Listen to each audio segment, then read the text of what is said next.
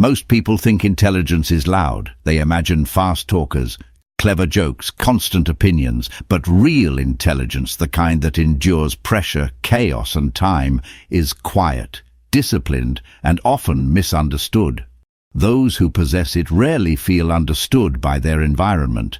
They don't blend in easily. They don't react the way others expect.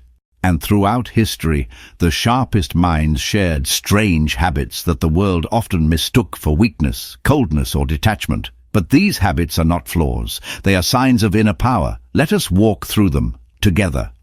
Habit 1. You pause where others react. The first habit looks simple, almost passive, but it is brutally rare. You hesitate before responding. You don't rush to defend yourself. You don't explode when provoked. You don't immediately chase pleasure or flee discomfort. While others are ruled by impulse, we pause. This is not indecision. This is intelligence under control. Marcus Aurelius wrote, "You always own the option of having no opinion." That sentence alone separates the disciplined mind from the enslaved one. Most people react because they cannot tolerate discomfort. Anger erupts because patience is absent. Jealousy appears because self-mastery is weak. Fear takes control because reason is undeveloped. But we have trained ourselves differently. We allow emotion to arise without allowing it to rule. We observe before acting. We choose restraint over release. Modern Stoic researchers like Donald Robertson describe this as cognitive distancing, the ability to step back from emotion and analyze it rather than obey it. This ability correlates strongly with higher reasoning capacity and emotional intelligence. The world calls this overthinking. In truth, it is disciplined thinking. High intelligence does not mean feeling less. It means being governed less by what you feel. And every time we pause instead of react, we sharpen that intelligence further. Habit 2. Praise and insults barely move you.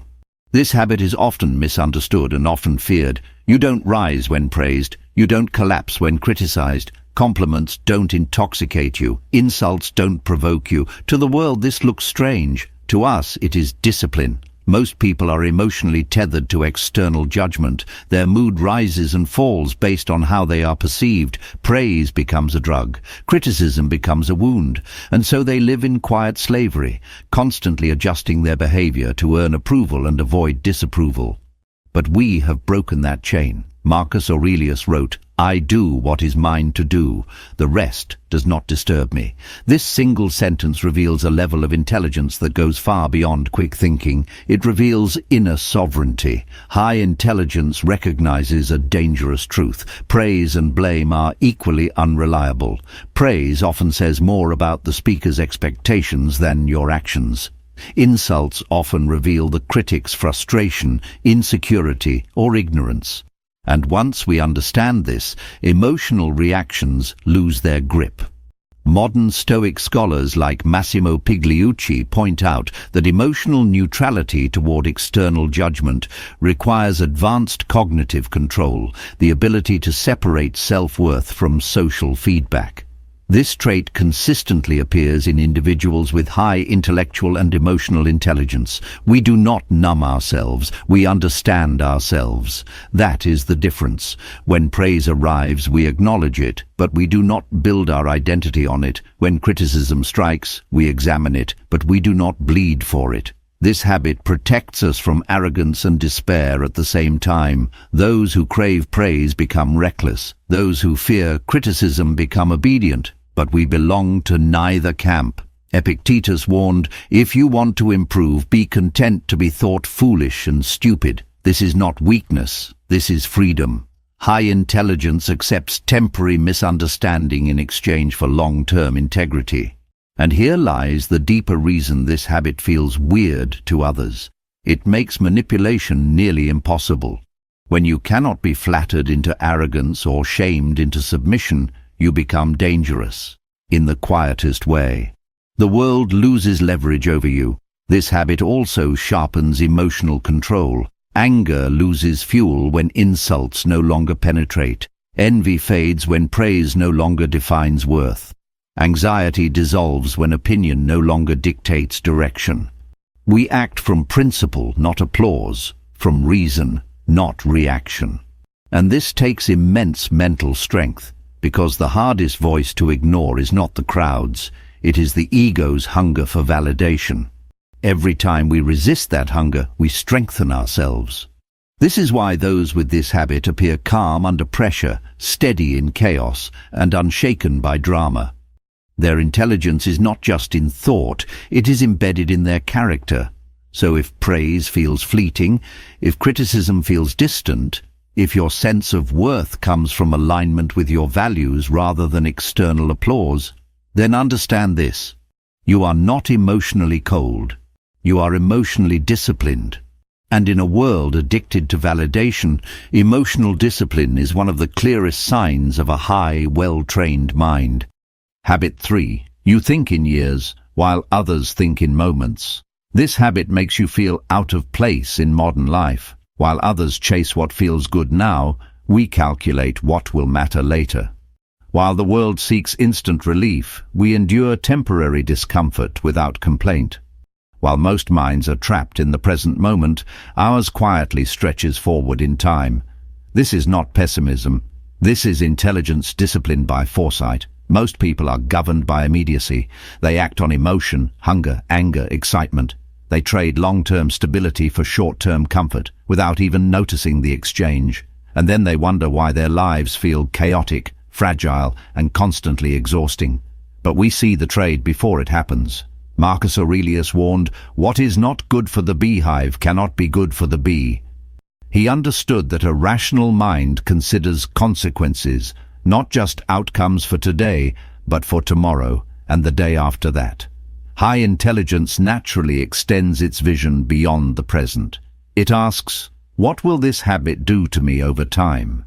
What kind of person will this choice turn me into? And once you begin asking those questions, impulsive behavior loses its appeal. Modern Stoic researchers such as William Irvine describe this as negative visualization and long-range reasoning, the ability to simulate future outcomes before acting. This mental skill is strongly associated with higher cognitive control and decision-making intelligence. The world often mislabels this habit as coldness or lack of passion. In reality, it is emotional maturity. We feel desire, but we don't kneel to it. We feel anger, but we don't let it decide our actions. We feel temptation, but we measure its cost. Epictetus stated it plainly: first say to yourself what you would be, and then do what you have to do. This is long-term thinking at its highest level, aligning every action with a future version of ourselves we respect. This habit also explains why boredom doesn't scare us, why routine doesn't crush us, why slow progress doesn't discourage us. Because we are not chasing stimulation, we are building structure. The untrained mind needs constant excitement. The trained mind values consistency, and here is the uncomfortable truth.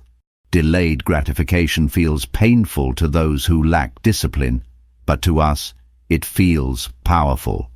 Each time we deny a short-term urge in favor of a long-term principle, we reinforce something rare: trust in ourselves. We become reliable to our own standards. This is why destructive emotions lose their grip. Anger fades when revenge no longer looks profitable. Envy weakens when comparison no longer serves growth. Fear shrinks when discomfort is no longer avoided. We stop asking, "How do I feel right now?" and start asking, "What is the wise move?" If you recognize this habit in yourself, this instinct to delay, to calculate, to endure, understand what it means. Your mind is not optimized for pleasure, it is optimized for mastery. And in a world addicted to immediacy, a mind that thinks in years instead of moments is not just intelligent, it is dangerous in the best possible way. Habit 4. You practice emotional minimalism. This habit is invisible to most people, but it governs everything. You don't give emotions unlimited access to your mind. You don't react to everything that tries to provoke you. You don't spend emotional energy on what is trivial, temporary, or outside your control. In a world addicted to emotional excess, we choose restraint. Most people leak energy constantly. They are offended by strangers, angered by opinions, anxious about outcomes they cannot influence. Their minds are overcrowded, filled with noise, comparison, resentment and fear. And because their emotional economy is broken, they are always tired. But we live differently. Marcus Aurelius wrote, "If you are distressed by anything external, the pain is not due to the thing itself, but to your estimate of it." This is the foundation of emotional minimalism. We reduce unnecessary interpretations. High intelligence does not mean feeling more, it means wasting less. We feel what is essential. We discard what is optional. Modern Stoic thinkers like Pierre Hadot described philosophy as a way of life, not a theory, one that trains attention and eliminates mental clutter. Emotional minimalism is exactly that. Training the mind to invest only where value exists. We ask a dangerous question before reacting. Does this deserve my inner energy?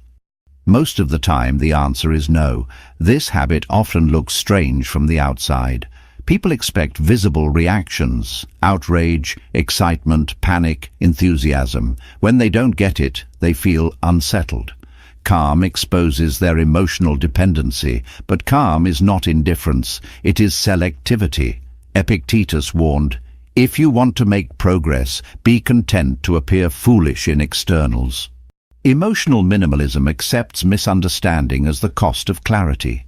We no longer amplify small problems into large ones.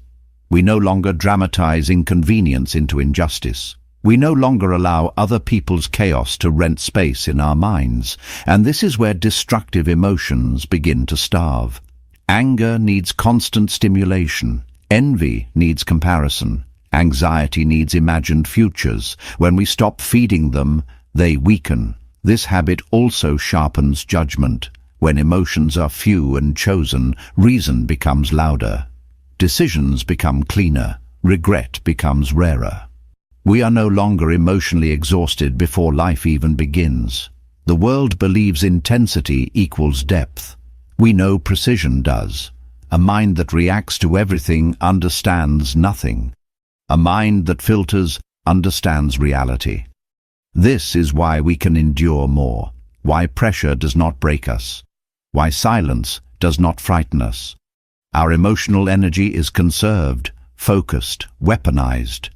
And when something truly matters, principle, justice, self-respect, we show up fully, without hesitation, without confusion. If you recognize this habit in yourself, understand what it signals. Your mind is no longer chaotic. Your spirit is no longer wasteful.